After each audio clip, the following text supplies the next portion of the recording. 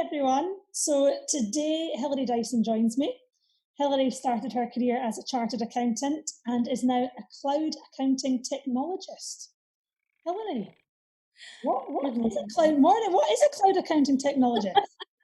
It's a good title, isn't it? It's certainly, people actually engage a little bit more when you say cloud accounting technologist rather than accountant, because as soon as you say chartered accountant, you can sort of see people starting to glaze over.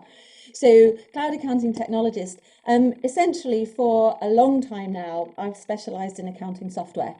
So although I've worked in practice, in chartered accountancy practices, both in Scotland and in England, for a long time now, I specialise in accounting software. And as accounting software has moved online onto the cloud, it's now developed this wonderful title of cloud accounting technologist. So that's the one that I like to use. I like it, I have to say. As you say, it grabs the attention. Yeah. So recently, you were working for a Scottish accountancy firm, and you have moved on to set up Bridge Financials. So tell us, what has it been like setting up your own consultancy during COVID-19? Well, challenging, as you'd expect. But actually, the really good thing is it's almost like a proof of concept for me, because I've been able to set up my own business online in the cloud, engaging with people through things like Zoom and, sort of online, and without actually having to physically be in the room and meet people. It's proved the need for the software. It's proved the need for cloud technology. So whilst it's been really challenging, actually having my own business as a proof of concept is a really good way to engage with people and to say, look, I've set up from scratch, I've put all my software in place, whether it's cash flow forecasting, whether it's the CRM, whether it's the communication piece, but it's actually given me a proof of concept that the cloud works. And actually it's necessary. I think we've all come to understand that over these last few months. It is now a necessary part of our lives. Mm-hmm. Mm-hmm. So yes, challenging, but it's actually been a really good way to do it. So what's been the biggest challenge, would you say, over the last few months? It is the communication, because actually, ignoring all the technology, business is still about people. So I think the biggest challenge has actually been not being able to get face to face with people.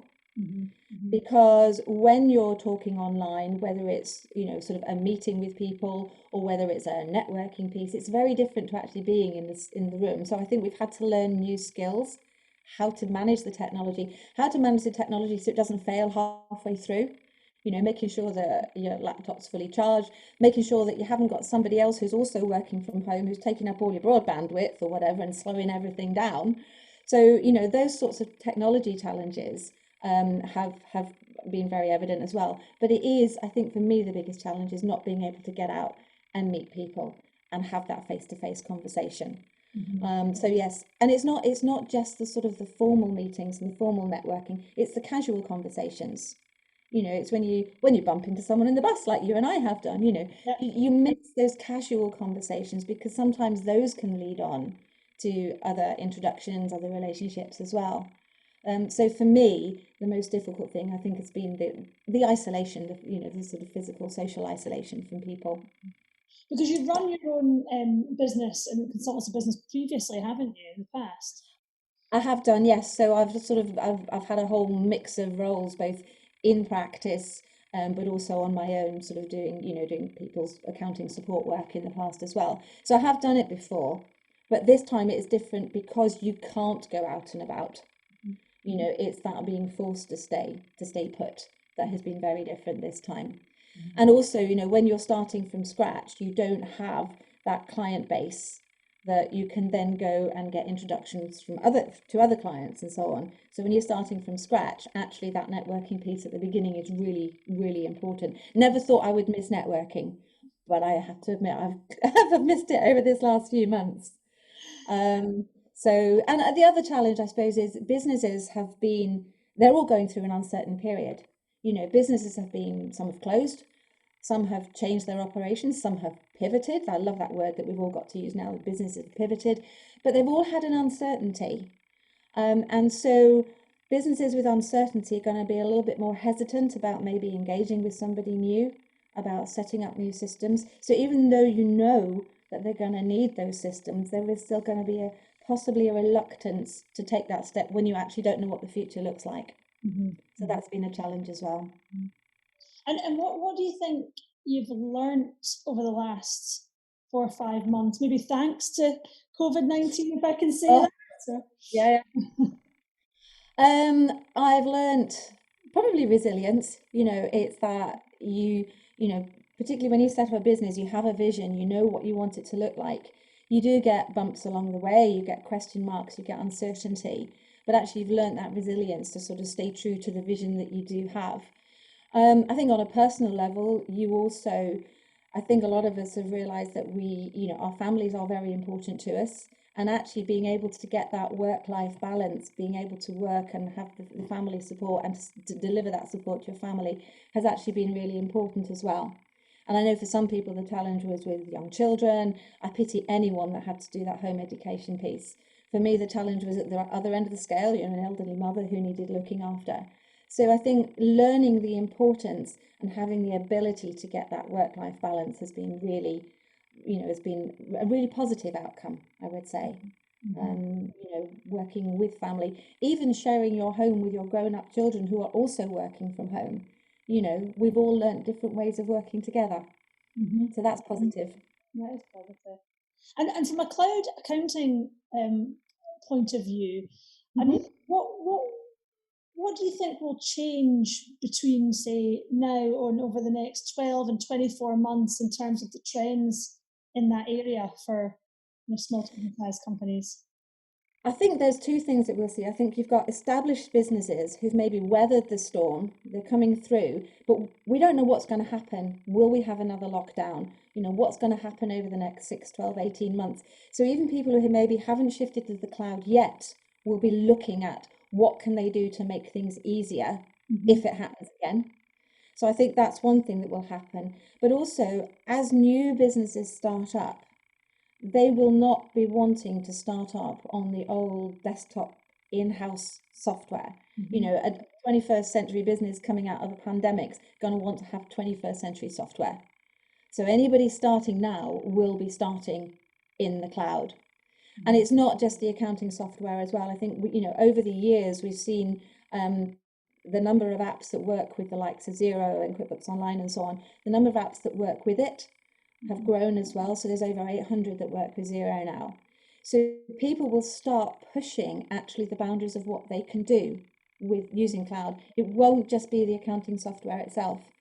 People will want to be able to run their operations from wherever they are and whatever the state of the world is. So I think people will be looking to move some of the operational processes online as well. Whether it's your EPOS systems, your inventory management, the number of people are now doing e-commerce that weren't doing it before. So people like that will be exploring what the options are for them. So I think we'll see a growth in that as well. Exciting times. And I think it will prove, this cloud that we've been working with for the last 10 years has suddenly become integral to any business that wants to have that resilience for the future.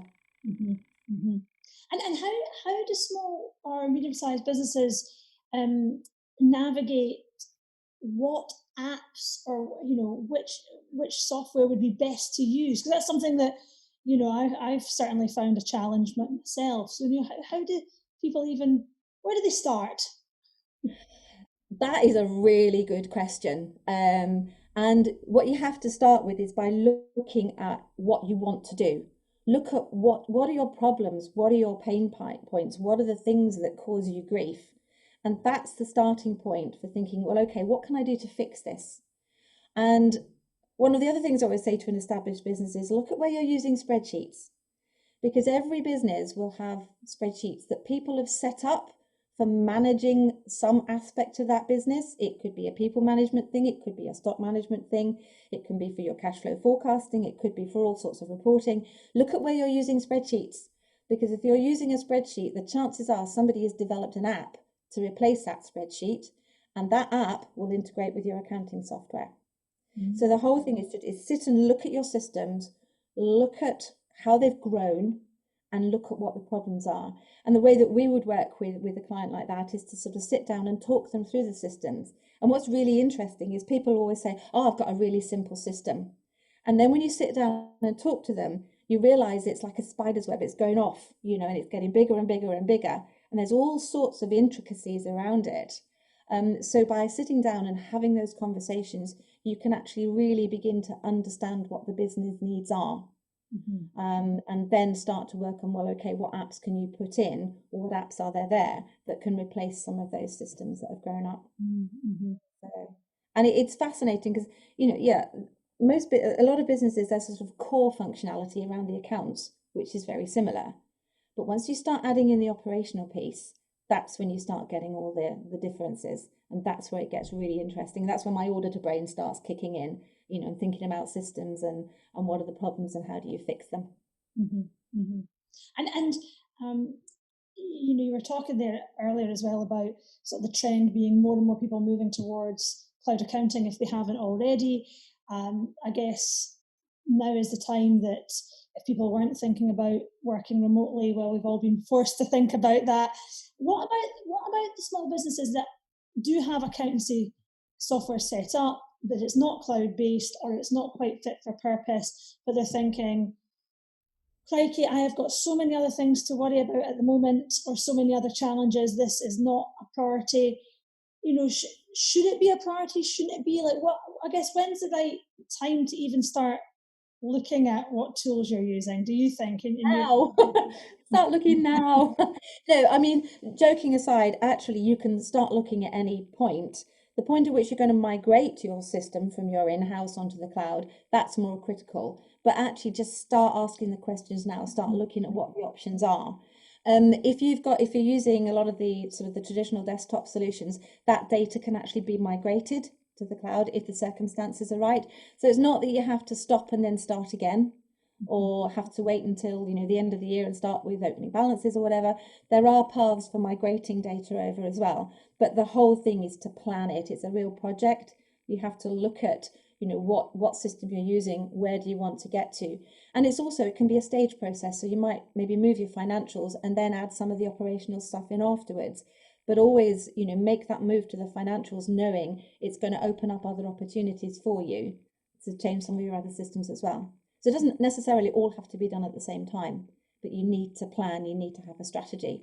So just start talking now so that, if the worst does happen, or even if you just want to change your practices to accommodate your staff and so on in the future, you can actually start planning that now. That's useful. Thank you so much for letting me pick your brains on a few of those bits and bobs. Before I let you go, thinking about, from now a business leader yourself to other, business leaders operating during these challenging times. I mean, you touched on a few of the challenges for you and missing that networking piece and the face-to-face interaction. What piece of wisdom or words of positivity would you like to share with other business leaders and accountancy professionals out there? Okay. I like sailing, all right? And when you're sailing, you have to be in the hands of someone who knows what they're doing. So that if you hit that squall, if you hit that storm, you can take the right action to be able to come out of it.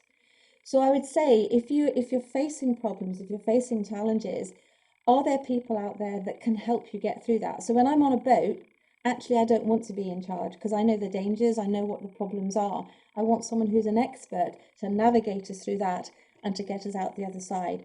So actually what I would say is, you know what your vision is, you know where you want to get to. Look for people who can help you get there and get through these squalls, get through these stormy times that we're going through at the moment. And then you get outside it and you enjoy the view the other side of it. That is a perfect vision and sentiment to end on. So thank you so much for your time. I look forward to catching up again with you soon. Absolutely. Well, thank you very much for asking me. Thanks, Hilary. Bye. Bye.